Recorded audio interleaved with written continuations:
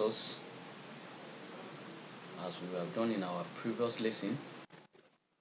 We talk about a string, we talk about data, types of data, where we were talking about integers, strings, we talk about float and boolean, which are the types of data types that we have, and types of data. Like as I told you earlier, that we have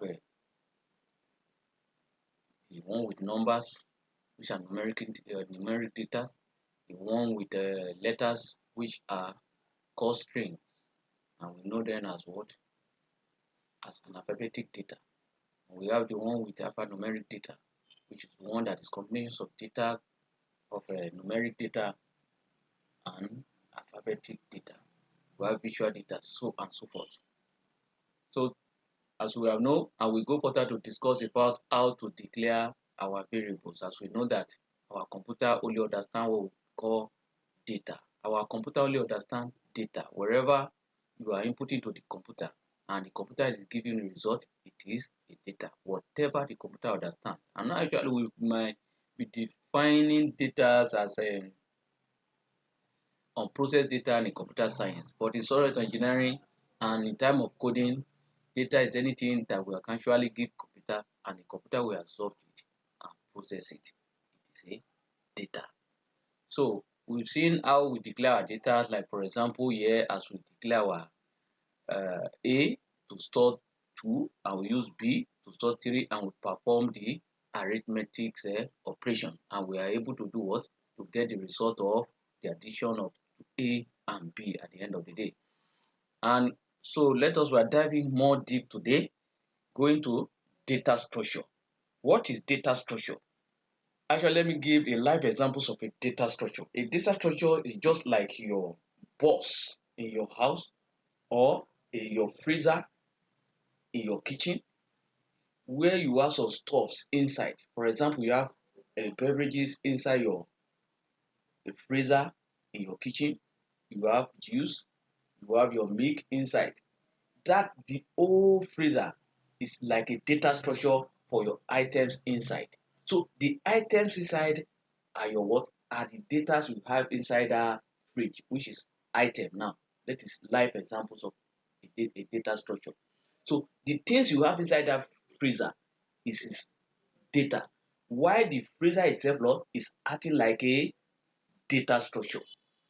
So these are examples of a live data structure. All in your cupboard, where you have your utensils, you have your spoon, your fork, your pot inside your cupboard in the kitchen. Then you know that that cupboard is acting like a what?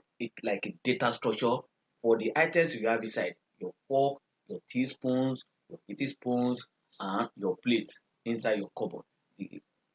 Those things inside are the data inside the cupboard. The data is now acting as what? As a data structure for the items you have inside. The items you have inside, they are what? They are the data inside them. So we are not diving, but now in programming and in software engineering, data are anything you are giving to your computer and is able to absorb them. And the way you are now grouping, you are able to group them together to session them. It is now called a data structure. So the way you are able to group all those things and you session them inside your freezer and your cupboard. So it's also you do the same thing in coding.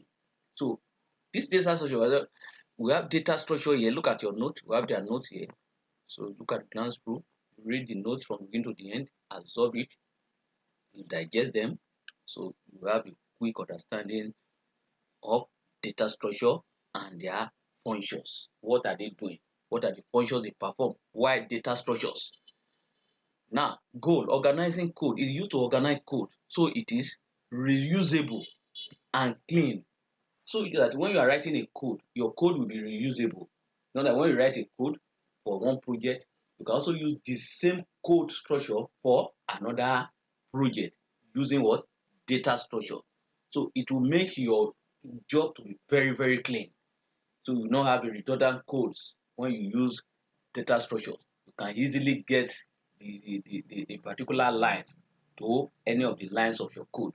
You can even easily refer to one lines of code and the order. You can easily relate them together using all these data structures.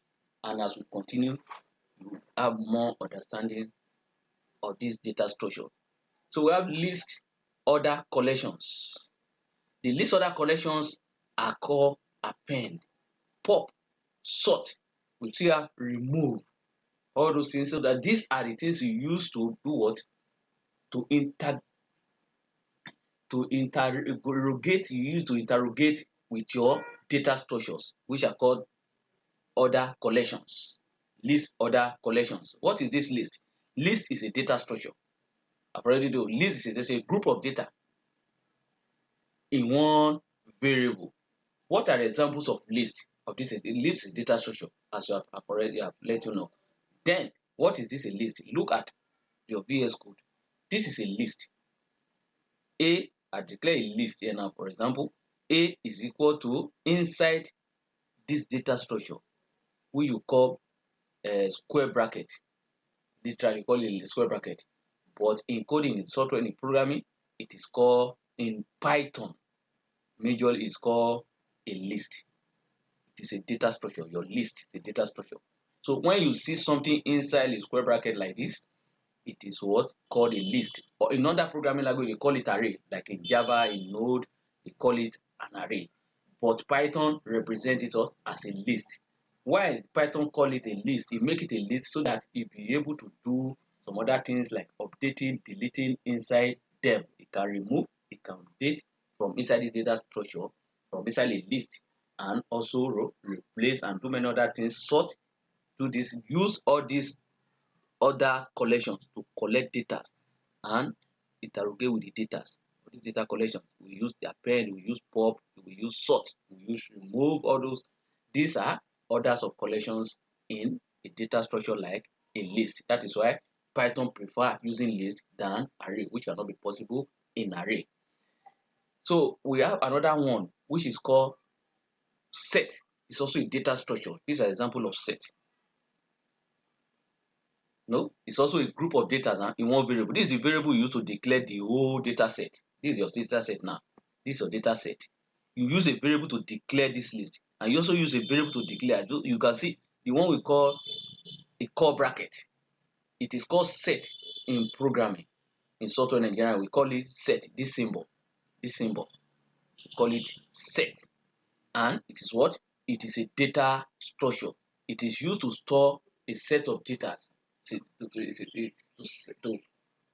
group a data together.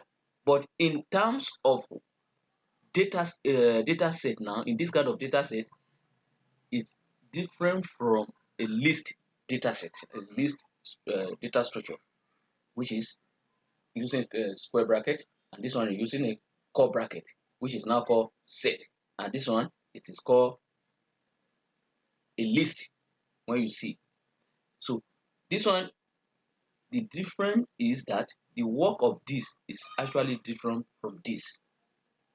This can store a certain items consecutively.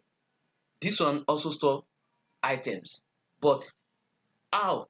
What is now the difference of them? You can see in this, it store milk with the price of milk 600. It store bread with the price of bread 100 naira.